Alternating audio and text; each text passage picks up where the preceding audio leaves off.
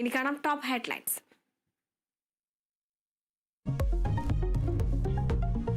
കോഴിക്കോട് മകന്റെ മർദ്ദനമേറ്റ് ചികിത്സയിലായിരുന്ന പിതാവ് മരിച്ചത് കുണ്ടായത്തോട് സ്വദേശി ഗിരീഷ്. മർദ്ദനത്തിൽ കാരണമായത് കുടുംബ പ്രശ്നങ്ങളെന്ന സൂചന.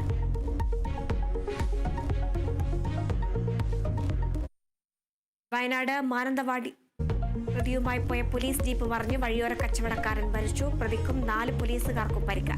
നിയന്ത്രണം വിട്ട് മറിഞ്ഞ് അമ്പലവയൽ സ്റ്റേഷനിലെ ജീപ്പ്.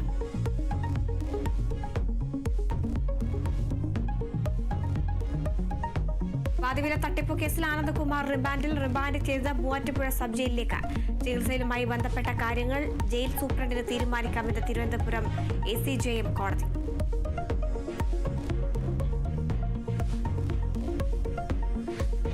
കോട്ടയത്ത് അമ്മയും മക്കളും ആത്മഹത്യ ചെയ്ത കേസിൽ ഭർത്താവിന്റെ ഓപിക്ക് ജാമ്യമില്ല. 2 ദിവസത്തെ പോലീസ് കസ്റ്റഡിയിൽ വിട്ട് കോടതി. പ്രതിയെ വിശദമായി ചോദ്യം ചെയ്യാൻ പോലീസ്.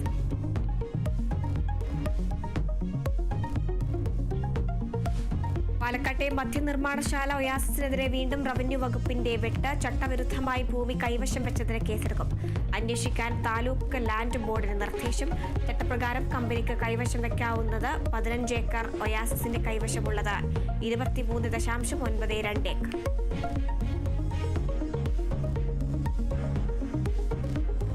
കൂടൽമാണിക്യം ക്ഷേത്രത്തിലെ ജാതി വിവേചനം നിയമസഭയിൽ സബ്മിഷനായി ഉന്നയിച്ച AP അനിൽകുമാർ. ക്ഷേത്രത്തിൽ ശുദ്ധീകരണം നടന്നു എന്ന് അന്വേഷിക്കണമെന്ന ആവശ്യം പരിശോധിക്കാൻ നിർദ്ദേശം നൽകിയിട്ടുണ്ടെന്ന് ദേവസ്വം മന്ത്രി VN വാസവൻ.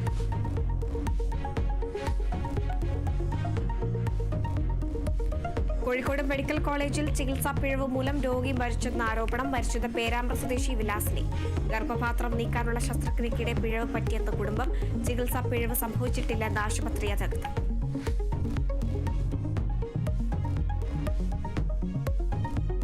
വ്യാജ ആധാർ കാർഡ് നിർമ്മാണത്തിൽ കൂടുതൽ അന്വേഷണവുമായി കേന്ദ്ര ഏജൻസികൾ. നിർമ്മാണം കേരളത്തിൽ ആദ്യമെന്ന് IBയുടെ സ്ഥിരീകരണം. വ്യാജ ആധാർ കാർഡ് ആദ്യം കണ്ടെത്തിയത് പാലക്കാട് ചെറുപ്പുളശ്ശേരിയിൽ. Kerala vision news exclusive.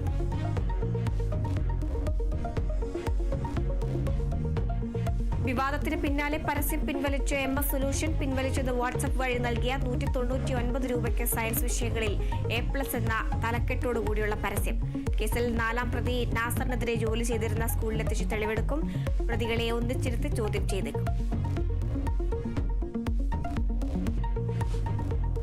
പാകിസ്ഥാനിൽ ബലൂച്ച് ഭീകരൻ ട്രെയിൻ തട്ടിയെടുത്ത് ബന്ദികളാക്കിയവരിൽ 104 പേരെ മോചിപ്പിച്ചു.